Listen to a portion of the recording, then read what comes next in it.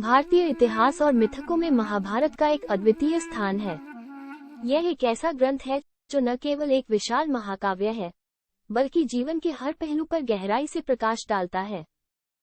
इसमें धर्म, नीति, युद्ध, प्रेम और संबंधों के मानवीय मूल्यों का विस्तृत वर्णन मिलता है। महाभारत में ऐसी अनेक कथाएं हैं जो न सिर्फ हमें आदर्श जीवन जीने की प्रेरणा देती हैं, बल्कि जीवन की विसंगतियों और चुनौतियों का सामना करने की दिशा भी प्रदान करती हैं। इसी महाकाव्य का एक महत्वपूर्ण प्रसंग है गांधारी का श्री कृष्ण को दिया गया शाप। गांधारी, जो कौरवों की मां थी और धृतराष्ट्र की पत्नी, अपने 100 पुत्रों की कुरुक्षेत्र के युद्ध में हुई मृत्यु से अत्यंत दुखी और क्रोधित थी। उनका मानना था कि इस युद्ध को रोका जा सकता था और इसके लिए वो श्री कृष्ण को जिम्मेदार मानती थी। उनके इसी दुख और क्रोध का परिणाम था वो शाप जो उन्होंने श्री कृष्ण को दिया।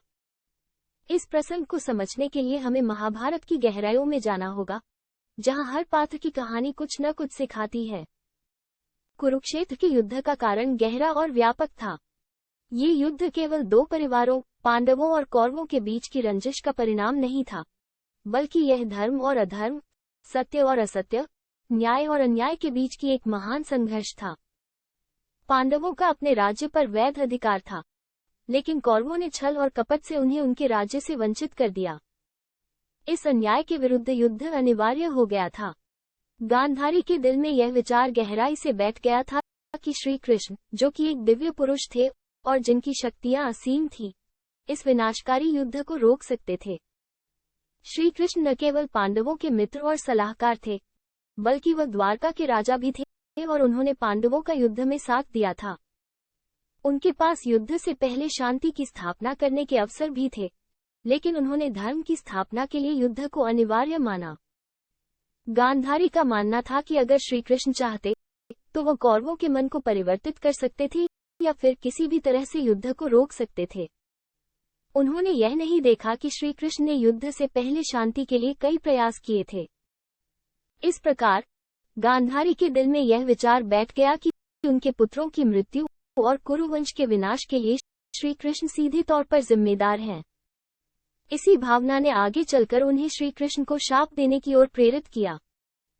जब कुरुक्षेत्र का युद्ध समाप्त हो गया और धरती कौरवों के रक्त से लाल हो चुकी थी, तब श्री कृष्ण गांधारी से मिलने के लिए गए। उस समय गांधारी का हृदय अपने 100 पुत्रों की मृत्यु के दुख से भरा हुआ था। उनका दुख इतना गहरा था कि उनके हृदय में केवल वेदना और क्रोध का समुद्र उमड़ रहा था। जैसे ही श्री कृष्ण गांधारी के सामने पहुंचे, उन्होंने उनके दुख की गहराई को महसूस किया। श्री कृष्ण ने उनसे सहानुभूति और सम्मान के साथ बात करने की कोशिश की, लेकिन गांधारी के हृदय में बसा दुख और क्रोध उन्हें शांति की बात सुनने नहीं दे रहा था। गांधारी ने अपने क्रोध और दुख को शब्दों में व्यक्त किया। आप श्री कृष्ण, जिनकी शक्तियां असीम हैं, जिनके वचनों में दुनिया चलती है, आपने इस युद्ध को क्यों नहीं रोका? आपके हाथों में इतनी शक्ति होते हुए भी आपने मेरे पुत्रों को मरने के लिए क्यों छोड़ दिया? उनके इन शब्दों में एक मां का दुख और आक्रोश साफ झलक रहा था। श्री कृष्ण ने अपने दिव्य स्वभाव के अनुसार शांति और समझदारी से उत्तर दिया, लेकिन गांधारी का दुख इतना गहरा था कि वो किसी भी समझाइश को स्वीकार करने की स्थिति में नहीं थी। उनके लिए उनके पुत्रों की मृत्यु का दर्द हर तर्क, हर समझाइश से ऊपर था। इसी भावनात्मक उथल पुथल में गांधारी ने वो शाप दे दिया जिसने इतिहास की दिशा ही बदल दी। गांधारी के हृदय में जमा दुख और क्रोध ने एक ऐसा शाप का रूप ले लिया जो इतिहास के पन्नों में अमिट हो गया। अपने असहनीय दुख और आक्रोश के वशीभूत होकर उन्होंने श्री कृष्ण को शाप दिया कि जिस प्रकार कुरुक्षेत्र के युद्ध में उनके 100 पुत्र मारे गए, उसी प्रकार श्री कृष्ण का वंश भी आपसी कलह और युद्ध में नष्ट हो जाएगा। गांधारी के इस शाप में एक मां का अपार दुख और एक योगिनी की अपार शक्ति समाहित थी। उनके शब्दों में इतनी शक्ति थी कि वो भविष्य की गति को प्रभावित कर सके। श्री कृष्ण ने इस शाप को सहज भाव से स्वीकार किया, जानते हुए भी कि यह शाप उनके और उनके वंश के लिए कितना भारी परिणाम लेकर आएगा। उन्होंने इसे दैवीय इच्छा और कर्म के नियम के अनुसार स्वीकार किया। गांधारी के शाप का परिणाम समय के साथ स्पष्ट होने लगा। द्वारका में श्री कृष्ण के वंशजों में आपसी वैमनस्य और कलह की शुरुआत हुई। छोटी छोटी बातों पर विवाद और फिर उन विवादों का युद्ध में परिवर्तित होना, ये सब गांधारी के शाप के अनुसार ही हो रहा था। अंततः यदुवंशियों ने शराब के नशे में चूर होकर एक दूसरे का विनाश कर दिया। इस प्रकार श्री कृष्ण का वंश आपसी कलह और वैमनस्य के कारण समाप्त हो गया। इस घटनाक्रम ने न केवल गांधारी के शाप की शक्ति को साबित किया, बल्कि यह भी दिखाया कि कैसे कर्मों का फल अपरिहार्य होता है।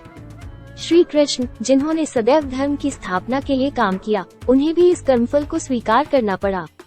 उनका जीवन और उनके वंश का अंत महाभारत की इस कथा को एक गहरी शिक्षा और संदेश देने वाला बनाता है। जैसे जैसे यदुवंश के अंतिम दिन निकट आते गए, द्वारका में आपसी विद्वेष और ईर्ष्या की भावनाएं अधिक प्रबल होती गयी। ये सब कुछ गांधारी के शाप की भविष्यवाणी के अनुरूप ही था। यदुवंशियों के बीच की इस कलह ने एक ऐसे घटनाक्रम को जन्म दिया जिसका अंत बेहद त्रासदी में हुआ। एक दिन यदुवंशी एक उत्सव में एकत्रित हुए, जहां शराब के नशे में चूर होकर उन्होंने आपस में लड़ना शुरू कर दिया। ये लड़ाई इतनी भयंकर थी कि वे एक दूसरे को मारने के लिए हाथों में घास के तिनकों को हथियार की भांति प्रयोग करने लगे, जो चमत्कारिक रूप से मारक हथियारों में परिवर्तित हो गए। इस प्रकार श्री कृष्ण का वंश, जिसे एक समय में अजेय माना जाता था, उसका अंत हो गया। श्री कृष्ण स्वयं इस दृश्य के साक्षी बने और उन्होंने देखा कि कैसे उनके अपने वंशज आपसी लड़ाई में अपने अंत को प्राप्त हुए।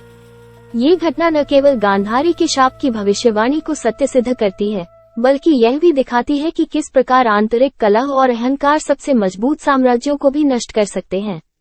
श्री कृष्ण ने इसे एक अंतिम शिक्षा के रूप में स्वीकार किया। उन्होंने इस घटनाक्रम को देखते हुए मानव जीवन की नश्वरता और कर्मों के परिणामों की अनिवार्यता को समझा। उनका अपना अंत भी इस घटनाक्रम के कुछ समय बाद एक शिकारी के भूलवश चलाए गए तीर से हुआ, जो उन्हें एक मृग समझकर चलाया गया था।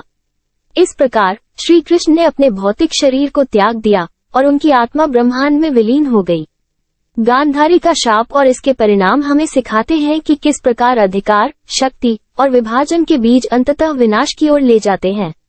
ये घटना महाभारत के महत्वपूर्ण संदेशों में से एक है। कर्म का फल अटल है और हर कोई, चाहे वो मानव हो या देवता, इसके वशीभूत है।